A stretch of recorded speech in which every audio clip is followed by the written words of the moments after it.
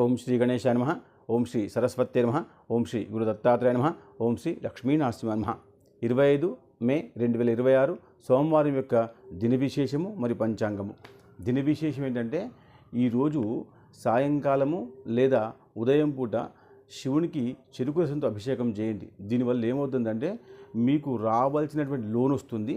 గ్రహ నిర్మాణంకి ఆగిపోయే సమస్యలన్నీ తీరిపోతాయి. ఉదాహరణకి మేస్త్రి రాకపోవడం, పక్క వాళ్ళతో గొడవడం, ఇలాంటి సమస్యలన్నీ కూడా పరిష్కారం అవుతాయి. కాబట్టి ఉదయం లేదా సాయంత్రము చెరుకు రసంతో అభిషేకం చేయండి, శుభం. పంచాంగం ఏంటంటే స్వస్తి శ్రీ పరాభవనామ సంవత్సరము ఉత్తరాయణము గ్రీష్మ ఋతువు అధిక జ్యేష్ఠ మాసము. ఈరోజు బ్రాహ్మీ ముహూర్తము తెల్లవారి 5:03 నుంచి తెల్లవారి 5:47 వరకు. ఈరోజు సూర్యోదయం ఉదయము 5:26, సూర్యాస్తమయము సాయంత్రం 6:22. ఈరోజు తిథి శుద్ధ నవమి. ఇది ఉదయము 8:15 వరకు ఉంటుంది.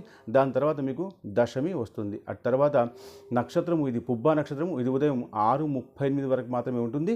దాని తర్వాత మీకు ఉత్తర నక్షత్రం వస్తుంది. వారము ఇందువాసరహ అన్నారు. దాని తర్వాత యోగము ఇది హర్షణం యోగము ఉదయము 7:34 వరకు ఉంటుంది. దాని తర్వాత మీకు వజ్రం అనేటువంటి యోగము వస్తుంది. దాని తర్వాత కరణము ఇది కౌలవ కరణము ఉదయం 8:15 వరకు ఉంటుంది. దాని తర్వాత తైదుల కరణము ఇది రాత్రి 7:57 వరకు ఉంటుంది. దాని తర్వాత శుభ సమయము ఇది ఉదయము 8 గంటల నుంచి ఉదయము 9:10 వరకు ఉంటుంది. దాని తర్వాత రాహుకాలము ఇది ఉదయం 7:30 నుంచి ఉదయం 9 గంటల వరకు ఉంటుంది. దాని తర్వాత యమగండము ఇది ఉదయం 10:30 నుంచి మధ్యాహ్నం 12 వరకు ఉంటుంది.